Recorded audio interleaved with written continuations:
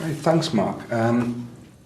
I'd like to move to a different aspect of the panic attacks, if I could, with you today, and in particular look at thoughts, Okay. and the powerful images that you can get. In order to do that, what I'd like to do is try a slightly different experiment. Yeah. And what I'm going to ask you to do is to imagine yourself in a difficult scenario. And just kind of talk me through it and just make a note of what it feels like just to talk about being in a difficult situation. Okay. It would be useful to kind of imagine, one of the worst, something which would be a real, if I was in that situation, that would be dreadful. Mm-hmm. Does anything come to mind as I'm saying this? Yeah, I often get them in lecture theatres at college. Mm-hmm. So mm-hmm. Being not near the exit and stuff could probably a hard one for me. So if we were to, if I was to get you to imagine being in the lecture theatre, mm-hmm. but nowhere being able to get to the exit, you're kind of stuck. That feels awful already. Right. Okay, so that sounds like that might be one. Would it be okay to think about that? Yeah. Yeah? I'll give it a go. Okay then.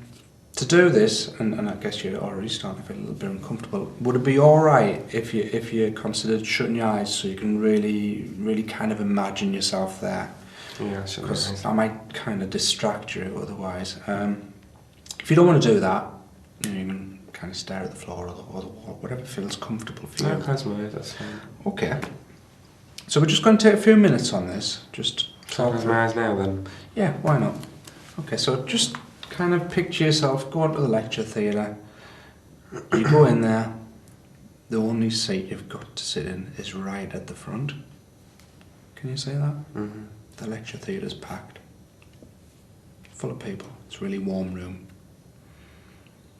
The lecturer kind of gestures that there's a seat at the front. So you kind of got no option. You've got to go and sit there, yeah? Mm-hmm. Just tell me what that's like. I feel uncomfortable already. Okay. What do you mean by uncomfortable?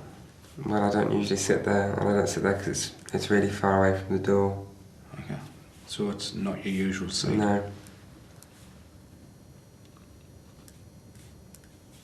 I feel hot and sweaty, and I feel a bit sick, and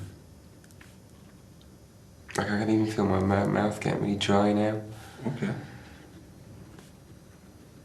So you're thinking about it now and there's some feelings coming on? Yeah, I just want to get out of there now.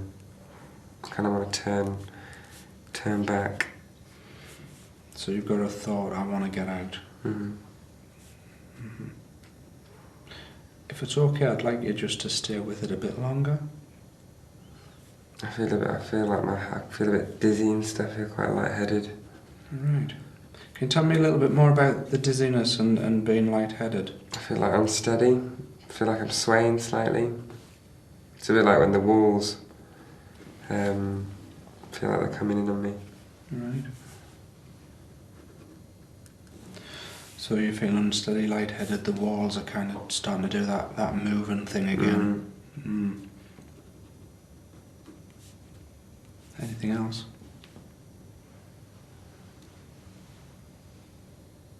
I just feel clammy and I feel a bit sick and stuff. Right. What happens if I need to get out? Well, I'm going to have a panic attack, so I need to get out really. What happens if I can't get out? Right. So there's another thought coming in. What if I can't get out? What if I go nuts again? What if I go nuts? I'm crazy. Sounds like you're feeling pretty anxious. Would that be a reasonable word to use, anxious? I feel uncomfortable because I know it's not real, so but I feel uncomfortable because I'm remembering it quite vividly.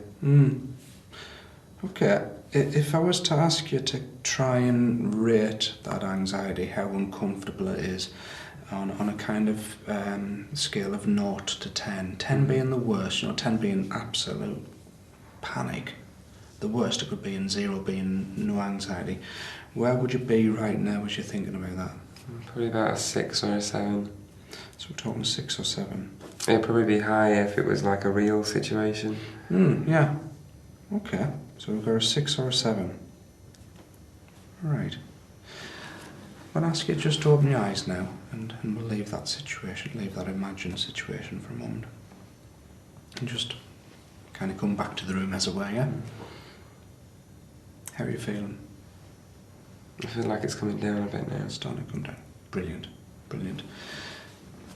What do you make of that experiment? What sense do you make of that? Well, it wasn't real. I imagined it all, didn't I? Yeah. We just kind of created this little imaginary situation between us. But what happened, even just creating it? I got the anxiety still. I got the panic still. Yeah, you can even just kind of getting yourself into that place. Even in our own minds, we can trigger off sensations, we can trigger off bodily reactions. Yeah. So that was the worst that could happen as well. Like I couldn't leave like I normally do. Well, that's interesting that actually you started kind of identifying more thoughts. And I've been writing some of those down as we went along. So we've got a list of the sensations. But then as these sensations got worse and it became more apparent that you weren't going to be able to leave, you started to get much more intense thoughts there.